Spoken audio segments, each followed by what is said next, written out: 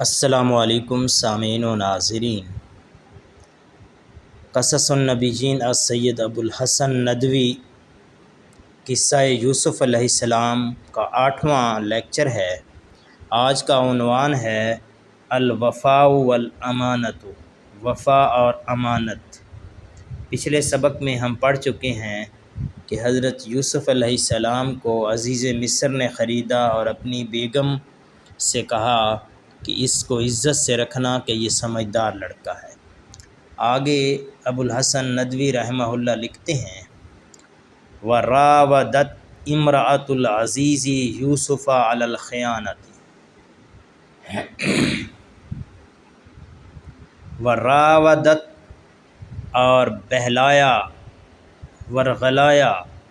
امرأۃ العزیز عزیز کی بیوی نے یوسف کو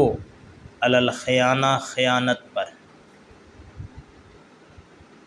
عزیز مصر کی بیوی نے یوسف علیہ السلام کو خیانت کرنے پر ورغلایا، ولیکن یوسف ابا، لیکن یوسف علیہ السلام نے ابا انکار کر دیا، وقالا اور کہا کلا ہرگز نہیں، انا لا اخون سیدی، میں اپنے آقا سے خیانت نہیں کروں گا، انہ احسن الیہ، اس نے تو مجھ پہ احسان کیا ہے، وہ اکرمنی اور مجھے عزت سے نوازا ہے، میں اپنے آقا سے خیانت نہیں کروں گا کہ اس نے مجھ پر احسان کیا اور مجھے عزت سے رکھا ہے، انی اخاف اللہ، میں اللہ سے ڈرتا ہوں، وغضبت امرأۃ العزیز، عزیز کی بیوی غصے ہوئی، غاضبہ غصے ہوئی، غاضبت مؤنث کا صیغہ ہے، امرأۃ العزیز عزیز کی بیوی غصے ہوئی، وشکت الی زوجہا، اور شکایت کی، یہ بھی مؤنث کا صیغہ ہے، شکا یشکو سے، الی زوجہا اپنے شوہر سے، وعرف العزیز، عزیز نے جان لیا، ان المرأۃ کاذبۃ، کہ عورت جھوٹی ہے، عزیز نے جان لیا کہ عورت جھوٹی ہے، وعرف ان یوسف امین، اور جان لیا کہ یوسف تو امانت دار ہیں، فقال لزوجہ،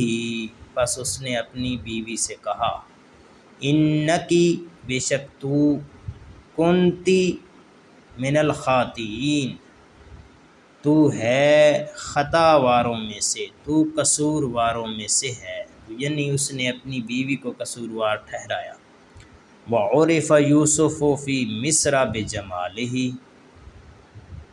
عرفہ مشہور ہوئے یوسف فی مصر میں، بجمالہ اپنے جمال کی وجہ سے، وَإِذَا رَآهُ أَحَدٌ، جب انہیں کوئی دیکھتا،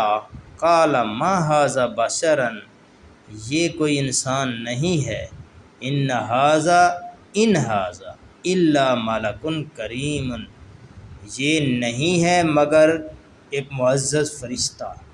تو با محاورہ ترجمہ یہ ہوگا کہ یہ تو کوئی معزز فرشتہ ہی ہے، واشتد غضب المرأۃ، واشتد بڑھ گیا، غضب المرأۃ عورت کا غضب، اس کا غصہ بڑھ گیا، وقالت لیوسف، اور اس نے یوسف علیہ السلام سے کہا، اذن تذهب الی السجن، اذن تب، تذهب تو جائے گا، الی السجن جیل میں، تب تم جیل میں جاؤ گے، قال یوسف، یوسف علیہ السلام نے فرمایا، السجن احب الی، السجن قید خانہ، احب زیادہ پسند ہے، الی مجھے قید خانہ زیادہ پسند ہے، وبعد ایام رعی العزیز، وبعد ایام اور کچھ دنوں بعد، رعی العزیز عزیز نے دیکھا، ان یرسلا تو یہاں پہ رعا کا معنی دیکھا نہیں ہوگا بلکہ خیال کیا یا فیصلہ کیا۔ کچھ دنوں بعد عزیز نے فیصلہ کیا ان یرسل یوسف الی السجن کہ یوسف علیہ السلام کو جیل میں بھیج دے۔ وکان العزیز یعرف ان یوسف بری، اور عزیز یہ بھی جانتے تھے، عزیز مصر یہ جانتا تھا ان یوسف بری کہ یوسف تو بے قصور ہیں، بری ہیں۔ ودخل یوسف السجن، یوسف علیہ السلام قید خانے میں داخل ہو گئے۔